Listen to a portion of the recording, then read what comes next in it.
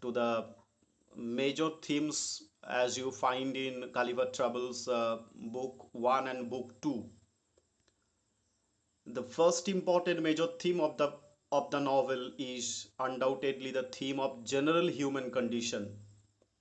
What do you mean by general human condition? The time when Jonathan Swift was writing, it was the time before enlightenment. And what was the idea everywhere? That Protestant idea that man is by nature sinful, having fallen from perfection in the Garden of Eden. So, the time when Jonathan Swift was writing, it was the time before enlightenment. People believed in the Protestant idea that man is sinful by nature. Man has lost the Garden of Eden for imperfection. But what happens here, in the original world, man is a rational world, rational animal, and his rationality is not always used for good.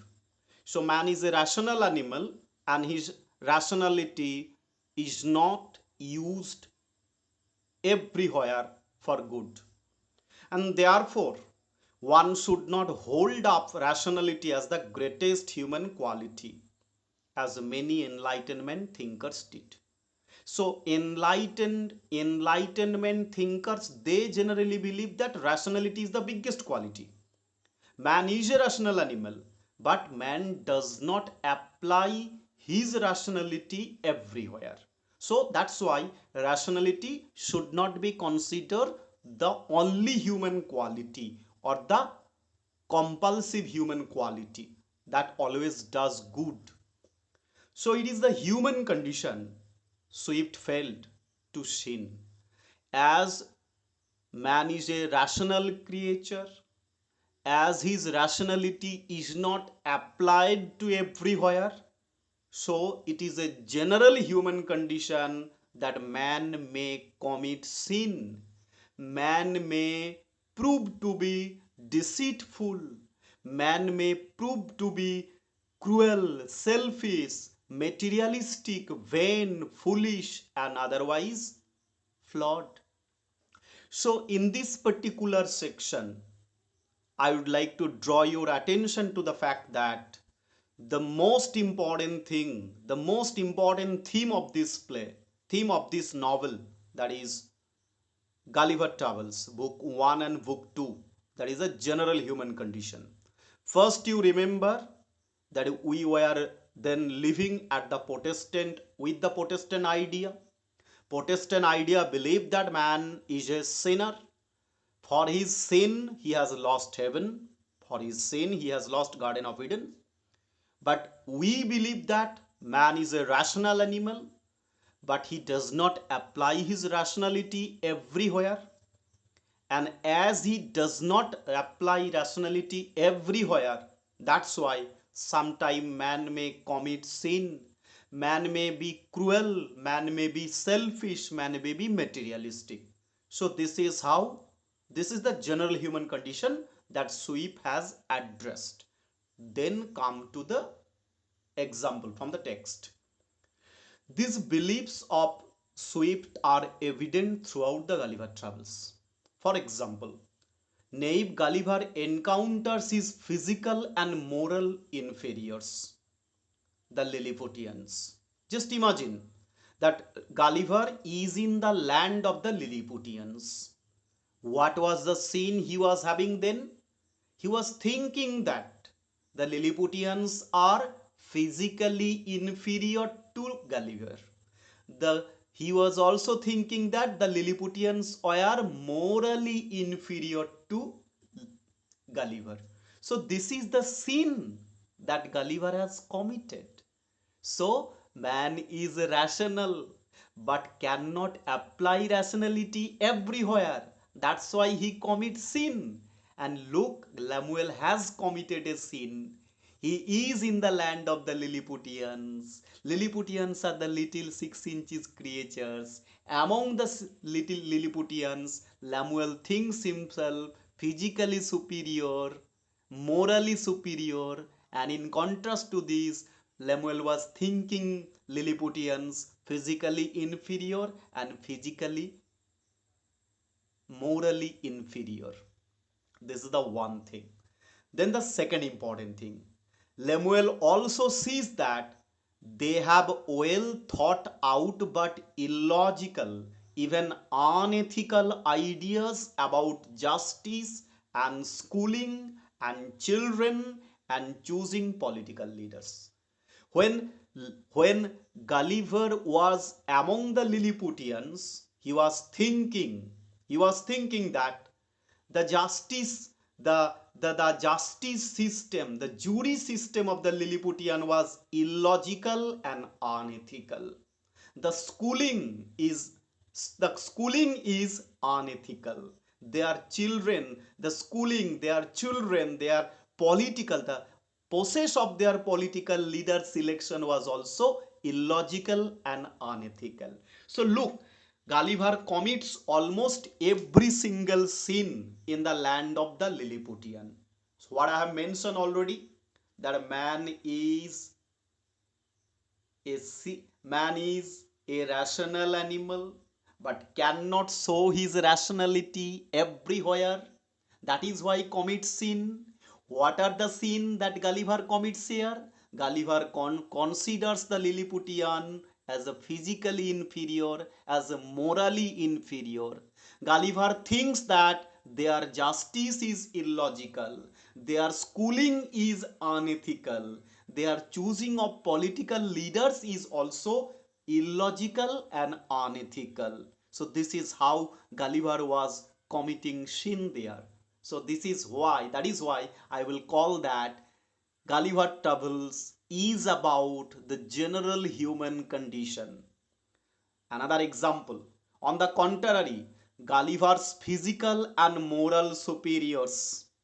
The Brobdingnagians do not suffer war or strife because their political and social structure are far too superior to England. This is where we get a complete different picture. Gulliver was in the land of the Brobdingnagians. What was the case with Gulliver? In this case, the Brobdingnagians were physically superior to Gulliver and morally superior to Gulliver. And Gulliver also sees that they are the political and the social structure of the Brobdingnagian were far more better than the English political and social structure. So earlier in the land of the Lilliputian, Gulliver was suffering from superiority complex, and now in the land of the Brobdingnagian, he is suffering from the inferiority complex. On the whole, Gulliver Travels, the entire novel, especially the book 1 and the book 2, portrays general human condition. And the second important theme of this novel, that is the English politics. Swift was not only a clergyman. Swift was not only a clergyman, he was also a political leader. He was an activist. And what he was doing then, Swift was deeply involved in the battle between the Whigs and the Tories. Meaning, Jonathan Swift's as a writer, he was not holding a neutral position. As a writer, he was actively associated with politics. When there was the battle between the Whigs and the Tories, Jonathan Swift was directly involved with this. He and some of his friends were also the victims of the petty politics. So no wonder. So we should not be surprised to choose to ridicule the worst aspect of the politics in Gulliver Travels. So what happens here? Lemuel, in fact, Jonathan Swift was a writer, he was a clergyman, but politically he was holding a perspective, he was holding a point, he was holding a stand. And during the battle between the Whig and Tory, okay, the life and the career of Jonathan Swift was greatly affected by this. And that's why Jonathan Swift has seen the worst of the politics. And that is why the worst of the politics that he has seen in his own life is also reflected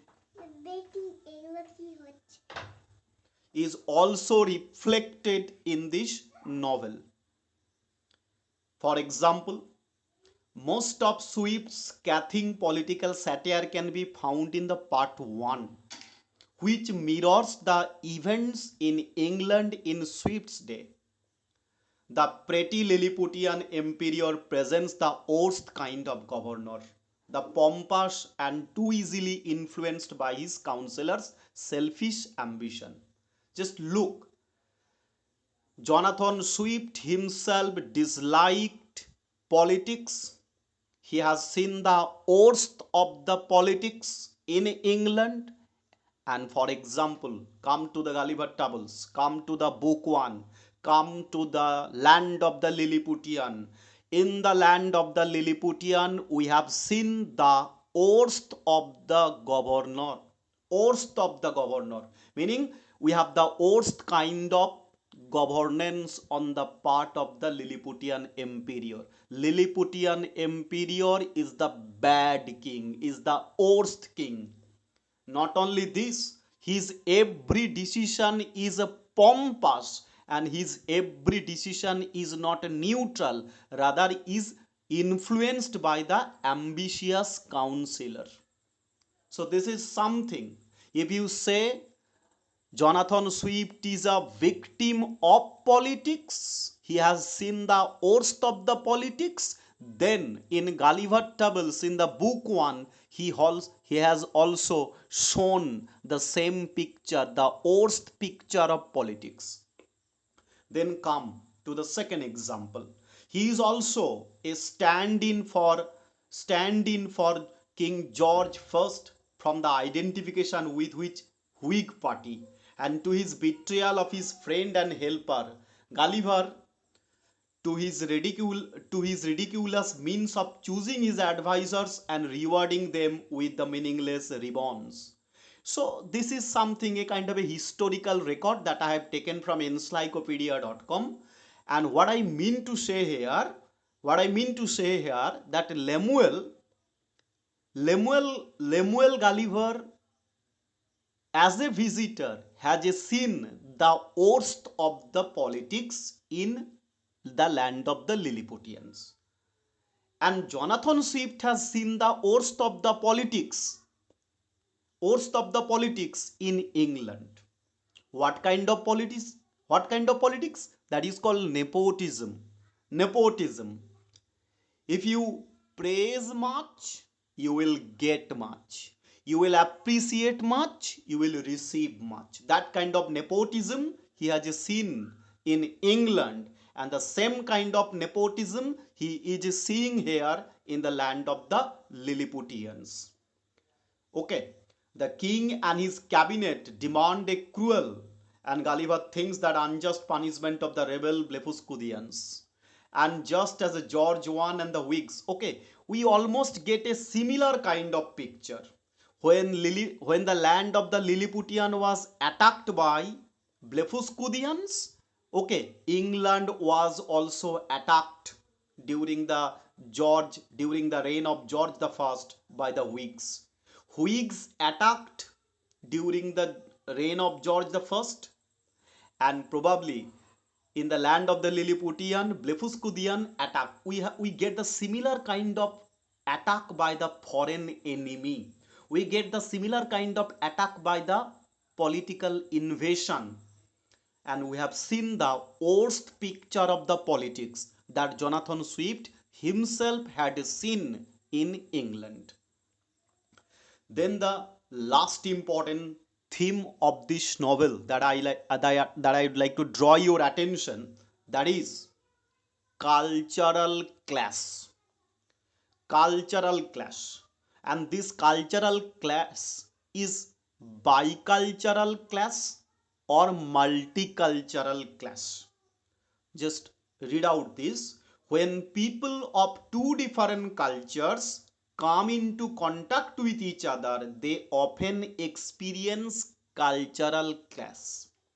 For example, when Gulliver was in the land of the Lilliputians, Gulliver himself presents English culture, that is European culture, and the Lilliputians themselves, they present another culture.